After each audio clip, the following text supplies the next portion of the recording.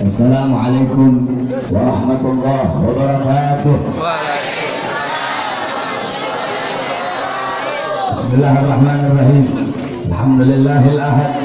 Wassalatu wassalam ala man fis sama ismuhu Ahmad wa fil ardi ismuhu Muhammad wa ala alihi wa sahbihi amma ba'd. Yang saya cintai, yang saya muliakan para alim ulama, para habaib, para kiai, para asatid, para tokoh masyarakat, para aparat pemerintah, wabil khusus guru kita yang baru saja menyampaikan nasihat dan untayan-untayan hikmahnya. Yang saya cintai, yang saya muliakan, ketua panitia beserta seluruh panitia peringatan tahun baru Islam 1439 Hijriah beserta seluruh hadirin hadirat, bapak-bapak, ibu-ibu, khususnya para pemuda-pemudi sekalian yang dimuliakan oleh Allah Subhanahu wa taala.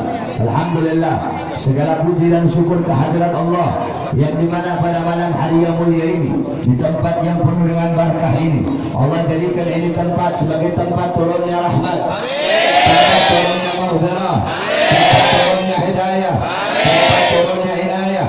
Allah tanamkan dalam hati kita cahaya kemuliaan, cahaya keagungan, cahaya keluhuran. Tidak kita keluar dari tempat ini kecuali Allah ampuni dosa-dosa kita yang telah lalu, yang akan datang, yang tampak, yang tidak tampak, yang besar, yang kecil. Sebab duduknya kita di majlis mendapatkan keberkahan, mendapatkan keutamaan dari majlis ilmunya Allah Subhanahu wa taala. Saudara-saudara sekalian yang dimuliakan oleh Allah, kita berada pada tahun 1439 Hijriah, tahun baru bagi umat Islam. Saudara-saudara, waktu-waktu yang kemarin telah berlalu, tahun-tahun kemarin telah berlalu, menit-menit yang telah berlalu, jam-jam yang telah berlalu, hari-hari yang telah berlalu, minggu-minggu yang telah berlalu, bulan-bulan yang telah berlalu, tahun-tahun yang telah berlalu, waktu yang telah berlalu bukanlah milik kita, saudara-saudara.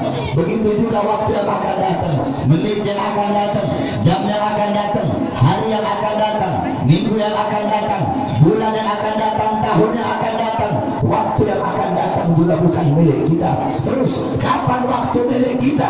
Sekarang adalah waktu milik kita. Maka isi, manfaatkan waktumu ini untuk beribadah kepada Allah, untuk berbuat hati kepada Allah, untuk berbuat patuh kepada Allah, untuk ridha dan mencari ridha Allah, mendapatkan keridhaan dari Allah Subhanahu wa taala. Isi waktumu dengan sholat, sempurnakan kewajibanmu, sempurnakan sunnah-sunnahmu, sempurnakan ibadahmu kepada Allah Subhanahu wa taala. Tahun baru yang mulia ini, perkara-perkara yang mubah, perkara-perkara ibadah, mandimu, makanmu, melangkahmu, tidurmu, perkara-perkara mubahmu, niatkan dengan sesuatu yang baik agar bernilai ibadah di sisi Allah Subhanahu wa taala.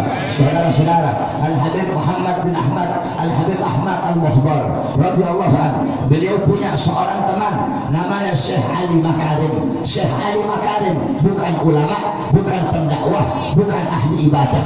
Beliau adalah seorang pedagang, punya toko di pasar, tetapi beliau mendapatkan magam, mendapatkan kedudukan yang tinggi di sisi Allah. Kenapa? Setiap beliau mau keluar rumah, beliau bawa buku catatan. Beliau bawa buku catatan, kemudian beliau catat, saya hari ini mau sholat sunnah di masjid ini, hari ini mau sholat sunnah di masjid ini, nanti jam sekian saya mau sedekah, hari ini saya mau, kalau saya mau menolong orang, saya mau nyambung tali silaturahmi, saya mau kalau ada duri di jalan mau saya angkat. Dia tulis seluruh niatnya pada hari itu.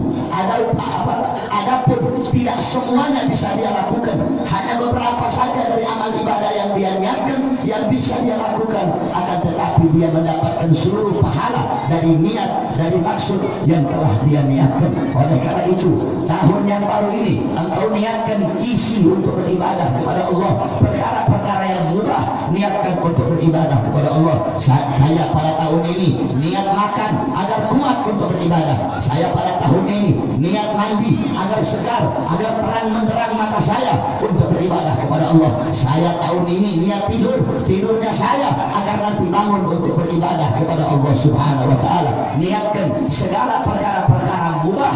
Jika engkau niatkan untuk beribadah beribadah kepada Allah, maka mendapatkan pahala dari Allah Subhanahu wa taala. Saudara-saudara, jangan kau sia-siakan kau punya waktu untuk hal-hal yang tidak bermanfaat, karena waktu, karena umur adalah modal utama bagi seorang hamba yang mengarungi hidup di dunia. Al-Imam Ghazali berkata, waktu, umur adalah modal utama bagiku. Apabila aku kehabisan umur, apabila aku kehabisan waktu, maka berarti aku telah kehabisan modal utamaku. قال الإمام Ghazali, kullu nafasin min anfasik kal jauhar la tughawwam bil khimar. Setiap hembusan nafas yang keluar dari jiwamu, yang keluar dari dirimu, itu adalah permata yang tidak ada nilainya, permata yang tidak ada harganya. Ibu-ibu mau cari emas satu gunung, bisa kalian dapatkan. Mau cari uang sebanyak apapun, bisa kamu dapatkan. Kalian mau cari suami yang ganteng, mau cari suami yang kaya, mau cari anak-anak yang pintar dalam urusan dunia, bisa kalian dapatkan. Begitu juga kalian yang laki-laki, mau cari istri yang cantik, mau cari harta, mau cari pangkat, mau cari jabatan, bisa kamu dapatkan. Tetapi umur, tetapi waktu, kamu mau cari di mana umur? Kamu mau cari di mana waktu? Apakah ada orang yang memberikan waktunya kepadamu? Apakah ada orang yang memberikan umurnya kepadamu? Apakah ada toko yang menjual umur? Apakah ada warung yang menjual waktu? Tidak ada, saudara-saudara. Maka manfaatkan kau punya waktu untuk beribadah kepada Allah Subhanahu wa taala. Jangan engkau sia-siakan engkau punya waktu, karena dunia ini sesaat, waktu kita cuma sesaat. Dan Imam Syafi'i, ad-dunya sa'ah, dunia ini cuma sesaat, dunia ini cuma sekejap. Maka manfaatkan waktu yang sekejap ini untuk beribadah kepada Allah. Saudara-saudara, saya pasti mati, kalian semua pasti mati. Kullu nafsin dha'iqatul maut, kullu man 'alaiha fan. Segala sesuatu yang berjiwa pasti akan mati, yang berada di atas bumi pasti hancur, pasti binasa. Yang tua mati, yang muda mati, yang kaya mati, yang miskin mati, yang sehat mati, yang sakit mati. Kita semua pasti mati. Syarat mati tidak harus tua, saudara-saudara. Syarat mati tidak harus miskin. Syarat mati tidak harus lapar, saudara-saudara.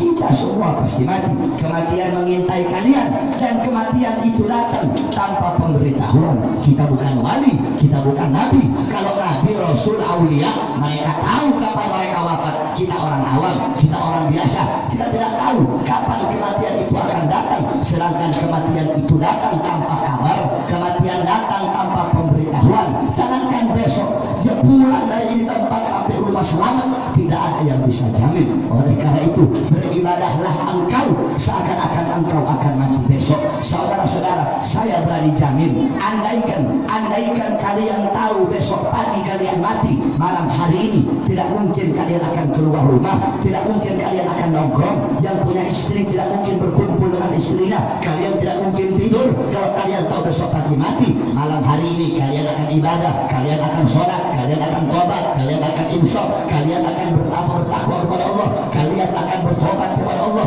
kalian akan minta ampun kepada Allah, kalian akan baca Quran. Kalau kalian tahu besok pagi mati, kenapa kalian tulul amal? Kenapa kalian panjang angan-angan seakan-akan kalian akan hidup sampai besok? Jangan engkau tunda-tunda untuk berbuat baik. Al-bidar, bergegaslah, bersegeralah di dalam kebaikan. Jangan kau tunda-tunda untuk berbuat baik. Mau sholat, nanti saja besok. Mau haji, nanti saja tahun depan. Mau puasa sunnah, nanti saja besok. Mau menjalankan syariat, nanti saja besok. Mau pakai jilbab, nanti saja besok. Mau berbuat taat, nanti saja besok. Mau menyambung tali silaturahmi, nanti saja besok. Mau ziarah, nanti saja besok. Mau ngaji, nanti saja besok. Mau menuntut ilmu, nanti saja besok. Mau tobat, nanti saja besok. Mau insaf, nanti saja besok. Sekarang mabuk aja dulu, besok baru tobat. Sekarang narkoba aja dulu, besok baru tobat. Sekarang melacur aja dulu, besok baru tobat. Sekarang makan riba aja dulu, besok baru tobat. Sekarang nongkrong aja dulu, besok baru ngaji. Sekarang pakai rok mini aja dulu, besok baru pakai jilbab. Besok bukan waktu milik kita, saudara. Sekarang ini waktu milik kita. Jangan tunda-tunda untuk berbuat baik. Lihat bagaimana para ulama, bagaimana orang-orang saleh, bagaimana bernilai dan berharganya waktu bagi mereka. Al-Imam Al-Habib Abdullah bin Husain bin Tahir radhiyallahu anhu, beliau pernah dikasih jam tangan oleh muridnya. Ketika dikasih jam tangan oleh murid, jam tangan itu rusak, tidak beliau pakai. Muridnya nanya, "Ya Habib, mana jam tangan yang dulu saya kasih?" "Ada jam tangannya." "Kenapa tidak Habib pakai?" "Jam tangan rusak. Coba saya lihat pun, ketika dilihat, oh ini bukan rusak, ini jam tangan baterainya habis, jadi harus Habib ganti baterainya biar hidup lagi. Apa jawab Habib Abdullah? Apa jawaban seseorang yang sangat bernilai dan berharga waktu baginya? Maaf, saya tidak punya waktu untuk mengganti baterai jam tangan. Ibu-ibu mengganti baterai jam tangan cuma butuh waktu 5 menit. Tidak mau beliau keluarkan waktu 5 menit bahkan untuk mengganti baterai jam tangan, karena begitu berharga waktu bagi beliau. Al-Imam Abu Hatim Ar-Razi, beliau pernah pergi ke pasar untuk beli ikan. Ketika beliau pergi ke pasar beli ikan, mau digoreng itu ikan, datang waktunya taklim, datang waktunya ngaji. Selesai ngaji mau digoreng, datang waktunya sholat. Mau digoreng, datang waktunya baca aurat. Mau digoreng, datang waktunya munajat. Mau digoreng, datang waktunya baca Quran. Mau digoreng, datang waktunya taklim. Mau digoreng, datang waktunya ini, datang waktunya ini, sampai-sampai ikan tersebut terbiar selama 3 hari 3 malam. Akhirnya kata beliau, aku makan itu ikan mentah-mentah dalam keadaan busuk karena tidak punya waktu untuk menggoreng ikan. Saya tanya sama ibu, kalau menggoreng ikan biasanya berapa menit ibu? Ibu, goreng ikan berapa menit? Hah? Berapa menit? 5 menit. Goreng ikan yang butuh waktu 5 menit, beliau tidak mau membuang 5 menitnya bahkan untuk menggoreng seekor ikan. Seperti itu keadaan para ulama, menghargai dan bernilainya waktu bagi mereka. Saya dan kalian, kita berapa menit, berapa jam, berapa hari, berapa bulan, berapa minggu, berapa bulan, berapa tahun waktu yang telah kita buang sia-sia untuk hal-hal yang tidak bermanfaat. Oleh karena itu, saudara-saudara, wasiat saya pada tahun baru yang mulia ini, isi ini tahun dengan perkara-perkara yang membuat Allah ridha kepada kamu, yang membuat Allah memberikan rahmat seluas-luasnya kepada kamu, yang membuat Allah masukkan engkau ke dalam surganya Allah Subhanahu wa taala. Kita duduk di sini sekaligus untuk memberikan rezeki kita kepada anak-anak yatim, yakni menyantuni anak-anak yatim. Saudara-saudara, engkau tahu akhlaknya Nabi Muhammad, budi pekertinya Nabi, yang paling mencolok, yang paling menonjol adalah Rasulullah abal yatama wal masakin. Nabi Muhammad itu bapaknya anak-anak yatim, bapaknya orang-orang miskin. Ada beberapa golongan yang dicintai oleh Nabi: fugara, masakin, aitam, armalah, orang-orang fakir, orang-orang miskin, anak-anak yatim, dan para janda-janda. Cuma kalau kita ini cinta sayangnya peduli cuma sama janda, sama yang tiga ini kita nggak peduli. Pedulinya cuma sama yang janda saja. Itu pun janda yang muda-muda, yang cakep-cakep. Janda-janda yang tua nggak mau. Kamu katanya suka sunnah suka, kamu nikahi janda-janda tua itu. Jangan cuma maunya sama janda yang muda-muda saja, ya ibu-ibu. Cuma sama saja, saya kalau tawarin janda tua juga nggak bakal mau. Buat apa janda tua? Janda tua akhirnya kita ngajarin syahadat. Kenapa ngajarin syahadat? Bentar lagi mati. Saudara-saudara sekalian yang dimuliakan oleh Allah Subhanahu wa taala, Rasulullah sangat cinta kepada anak-anak yatim. Rasulullah sangat peduli kepada anak-anak yatim. Sampai-sampai apa sabdanya Nabi? Ana wa kafilul yatim fil jannah hagada wa asyara bis sababi wal wusta. Kata Nabi, aku kelak di akhirat, aku kelak di surga dengan orang-orang yang mengurus anak-anak yatim, dengan orang-orang yang peduli kepada anak-anak yatim. Di akhirat jarakku dengan dia hagada wa asyara bisababi wal wusta. Beliau mengisyaratkan jari telunjuk dan jari tengahnya. Jadi sangat dekat jarak aku dengan orang-orang yang mengurus anak-anak yatim. Anak-anak yatim adalah golongan-golongan yang dicintai oleh Nabi Muhammad. Engkau memberi makan anak-anak yatim seakan-akan memberi makan Nabi Muhammad. Engkau menolong anak-anak yatim seakan-akan engkau menolong Nabi Muhammad. Engkau memberi pakaian kepada anak-anak yatim seakan-akan engkau memberi pakaian kepada Nabi Muhammad.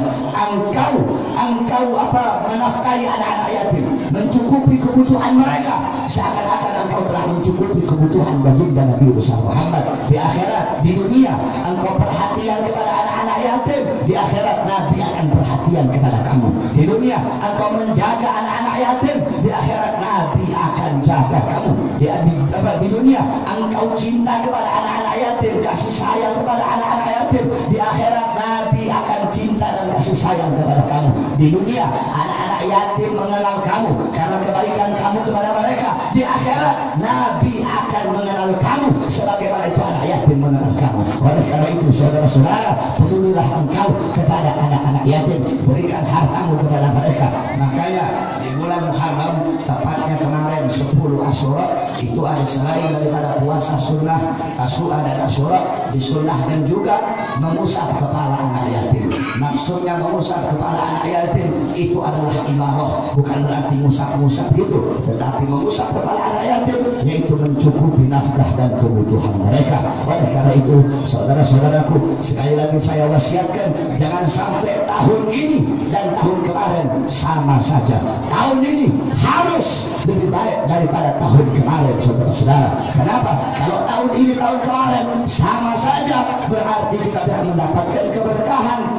Apa itu barokah? Al-barokah tuzilukum fit ta'ah. Barokah adalah bertambahnya ketaatan kepada Allah, bukan bertambah umur, bukan bertambah harta, bukan bertambah pangkat jabatan, tetapi barokah bertambah ketaatan kepada Allah. Kalau tahun kemarin sholat sunnahnya tidak sempurna, tahun sekarang sholat sunnahnya harus sempurna. Kalau tahun kemarin sholat wajibnya masih bolong-bolong, tahun sekarang sholat wajibnya harus sempurna. Kalau tahun kemarin dan tahun sekarang sama saja, atau bahkan tahun sekarang lebih bejat daripada tahun kemarin, lebih buruk daripada tahun kemarin, saya dan kalian kita pantas ditakdirkan 3 kali sebagai tanda kematian daripada kita punya hati, saudara-saudara. Adapun saya jelaskan sedikit tentang tahun baru Hijriah. Kenapa dinamakan tahun baru Hijriah?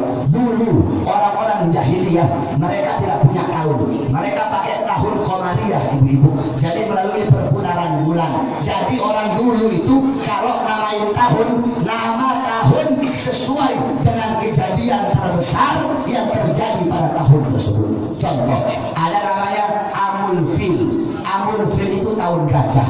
Ya, kenapa dinamakan tahun gajah? Wasummiya Amal Fil li'anna Malikal Habasyah, dinamakan tahun gajah karena Raja Habasyah mengutus jaisan wa kana fi filun adil, mengutus tentara yang membawa gajah yang besar datang ke Makkah lihadmil Ka'bah, untuk menghancurkan Ka'bah. Nah, kejadian terbesar pada tahun tersebut pasukan gajah datang menyerang Ka'bah, makanya tahun itu dinamakan Amul Fil atau tahun gajah. Ada lagi namanya Amul Fijar. Amul Fijar itu tahun Fijar. Kenapa dinamakan tahun Fijar? Karena kejadian terbesar pada tahun tersebut adalah peperangan Fijar. Ada Amul Tajdidul Ka'bah, ada tahun pembaharuan Ka'bah, tahun renovasi Ka'bah. Kenapa dinamakan tahun renovasi Ka'bah? Karena kejadian terbesar pada tahun tersebut Ka'bah dilanda banjir, Makkah banjir sehingga Ka'bah rusak. Nah, diperbaiki Ka'bah, direnovasi Ka'bah. Itu kejadian terbesar pada tahun tersebut, maka yang dinamakan tahun renovasi Ka'bah. Bahkan ini berlaku sampai di zaman Nabi Muhammad. Di zaman Nabi ada namanya Sanatul Idni. Kenapa dinamakan Sanatul Idni? Karena pada tahun tersebut Nabi dan sahabat diizinkan untuk hijrah. Ada namanya Sanatul Amri. Kenapa dinamakan Sanatul Amri? Karena pada tahun tersebut Nabi Muhammad SAW dan sahabat diperintahkan untuk memerangi orang-orang musyrik. Ada namanya Sanatul Tamhis. Kenapa dinamakan Sanatul Tamhis? Karena sahabat mendapatkan ampunan yang banyak pada tahun tersebut. Ada namanya Sanatul Zilzal.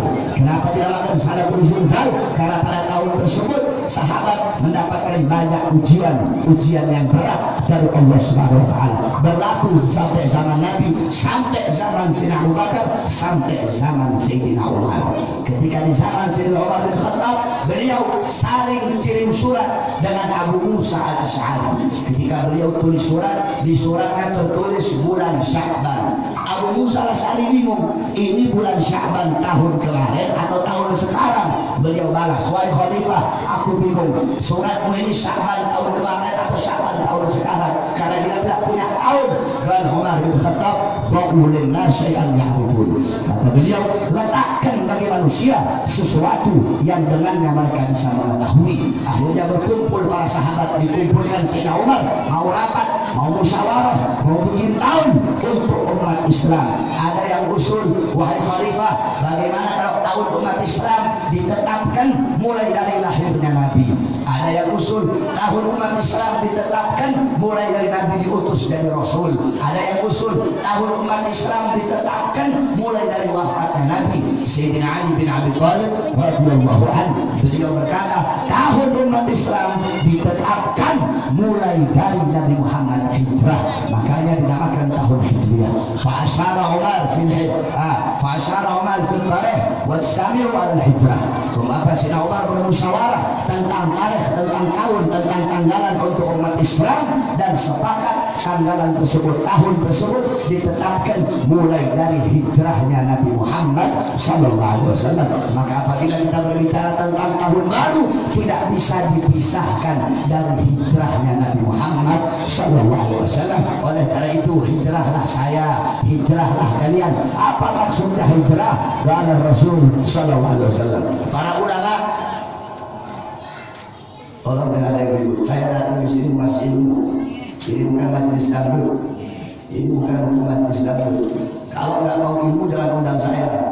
Undang Ustaz Rawak kalau begitu. Jangan ada yang ribut. Adapun tentang hijrah, hijrah para ulama berbeda pendapat. Qala Imam Suyuti al-hijrah intiqal an syai' ila syai'. Qala Imam Qurtubi al-hijrah intiqal min mawdi' ila mawdi' wa qasdu tark al-awwal ithar al-thani. Qala Imam Mujahid al-hijrah tarku diyarahum min khaf al-fitnah wal i'tibar fi dhatillah. Tidak saya artikan terlalu panjang. Itu hijrah menurut para ulama. Adapun hijrah menurut Nabi Muhammad, al-muhajir man hajara ma nahallahu anhu.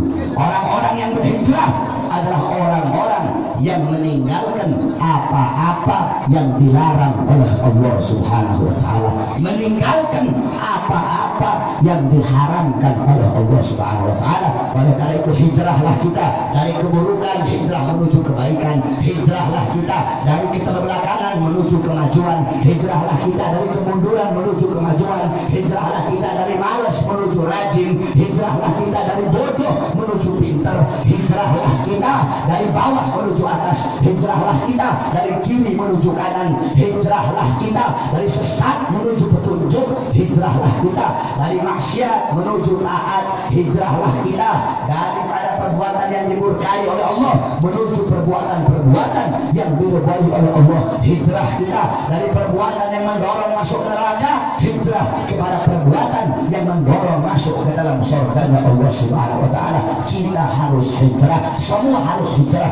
Begitu juga saya wasiatkan kalian para pejabat, kalian para pemerintah, kalian juga harus hijrah. Hijrah dari apa? Biasanya musuhin ulama, biasanya kriminalisasi ulama. Hijrah, taubat, insaf kamu kepada Allah Subhanahu wa taala.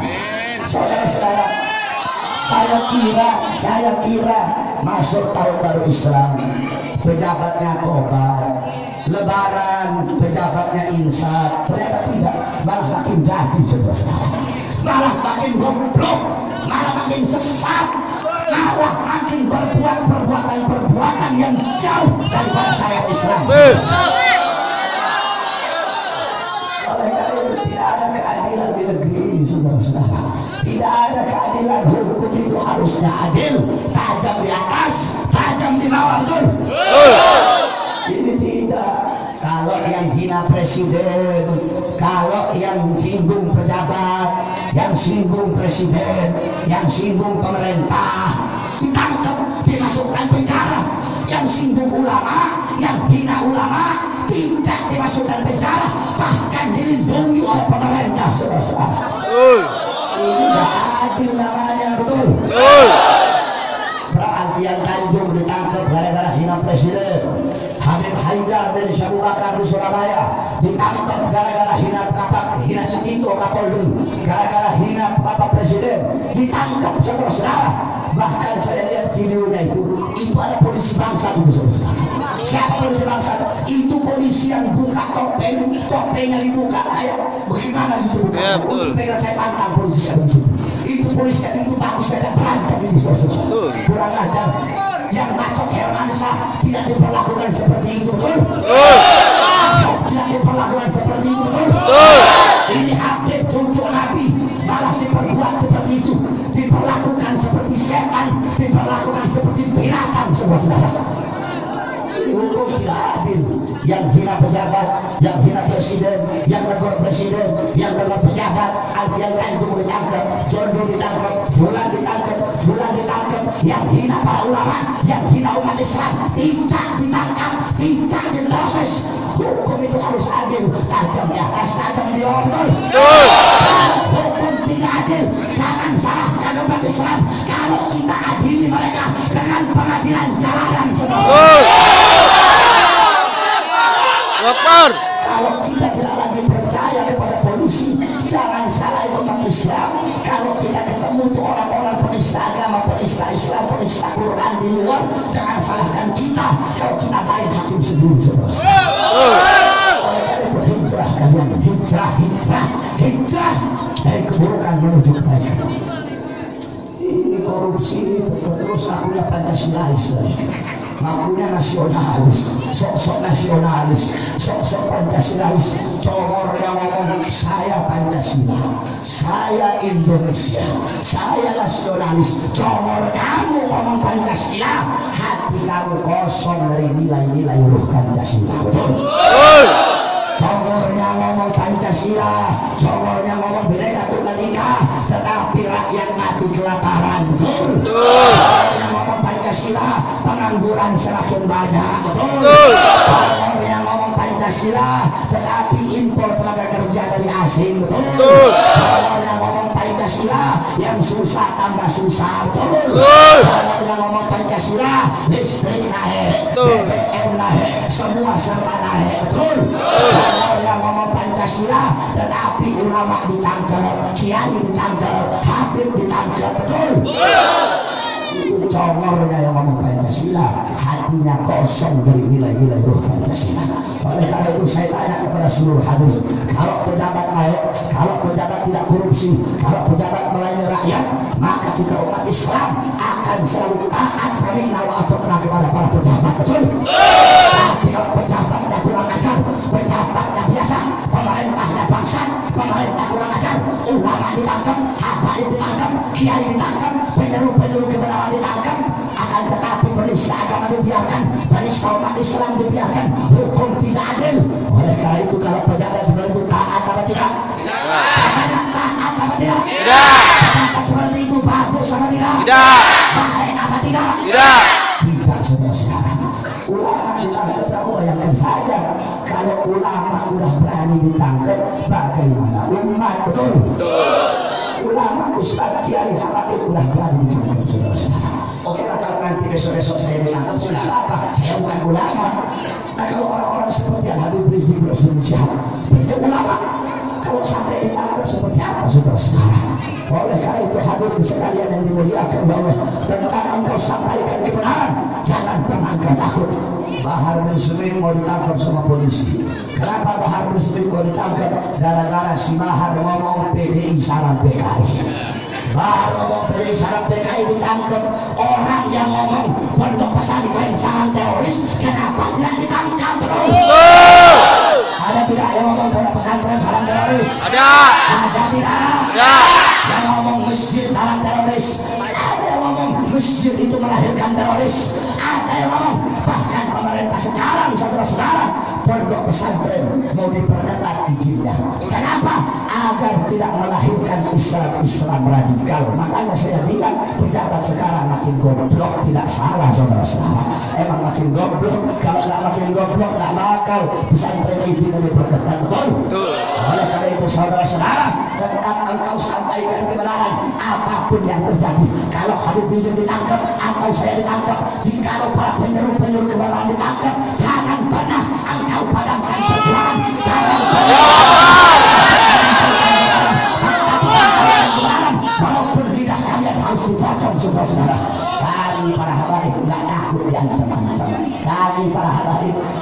ada sedikit pun ketakutan kami untuk menghadapi kepet-kepet seperti itu, saudara-saudara. Kenapa? Karena di jalan inilah kakek-kakek kami wafat, di jalan inilah kakek-kakek kami meninggal, kakek-kakek kami dibunuh, kakek-kakek kami dipenjara, di jalan yang dibawa sekarang ini oleh Habib Rizik bin Syihab. Kami punya kakek Sayyidina Ali bin Abi Thalib radhiyallahu anhu, beliau dicaci maki, difitnah, dicaci maki di mimbar-mimbar sampai beliau dibunuh, saudara-saudara. Kami punya kakek Sayyidina Husain, beliau wafat disembelih lehernya. Kakek kami Sayyidina Hasan diracun, mereka wafat di jalan ini. Kenapa mereka dibunuh? Mereka dibunuh karena mereka dengan lantang menyuarakan kebenaran melawan para pejabat-pejabat yang zalim. Jalan yang kami bawa adalah jalan kakek-kakeknya kami. Oleh karena itu kami tidak akan gentar, kami tidak akan mundur walaupun satu langkah. Kenapa? Memang betul kalian punya senjata, kalian punya uang, kalian punya pangkat, kalian punya jabatan, kalian punya segala-galanya. Tetapi demi Allah kami tidak akan mundur. Kenapa? Karena kami punya Allah. Di belakang kami ada Nabi Muhammad, di belakang kami ada para sahabat, di belakang kami ada para tabi'in, di belakang kami ada para asrafun saleh, di belakang kami Muhajirullah Ahmad bin Isa Ar-Rumi, di belakang kami Faqih Muqaddam Muhammad bin Ali Ba'alawi, di belakang kami Imam Muhammad Maulad Dawilah, di belakang kami Sayyidina Habib Rahman Sirkaf, di belakang kami Habib Abdullah bin Bakar Idrus, di belakang kami Habib Maulad Abdurrahman Al-Abbas, di belakang kami Habib Ali bin Muhammad Al-Habsyi, di belakang kami Syekh Umar Mukhtar, di belakang kami ada para asrafun saleh. Maka kalian semakin kalian ancam kami, semakin kalian bungkam mulut kami, demi Allah kami akan semakin meneriakkan kebenaran. Ancaman-ancaman kalian tidak akan kami jadikan air. Kami ini gak kayak kerupuk, saudara-saudara. Kalau Nusron Wahid, itu baru kayak kerupuk itu, karena air melempem, saudara-saudara. Kami para habaib bukan mental kerupuk yang kalau diancam ciut, bukan, saudara-saudara. Kami semakin diancam, semakin diteror. Ancaman kalian, teror dari kalian, penjara dari kalian tidak akan menggetarkan kami. Kenapa? Ancaman kalian akan kami jadikan sebagai api yang menambah semangat kami, yang membakar semangat kami untuk semakin berjuang di jalan Allah Subhanahu wa Ta'ala. Bahar, ya kalau bahar, kalau tidak presiden dulu, bahar, jangan hanya pejabat, nanti kamu dibenci, nanti kamu dipenjara, nanti kamu diculik, nanti kamu dibunuh. Bahar, saudara-saudara, demi Allah, Bahar bin Smith lebih memilih dibenci, lebih memilih dipenjara, lebih memilih dibunuh karena menyampaikan kebenaran daripada hidup bebas tetapi menyembunyikan kebenaran. Allahu Akbar. Saya tanya kepada seluruh ini, siap bela agama? Siap bela Islam? Siap lawan pejabat yang zalim? Siap lawan PKI? Siap berdarah untuk bangsa? Siap berdarah untuk agama? Siap berdarah untuk negara?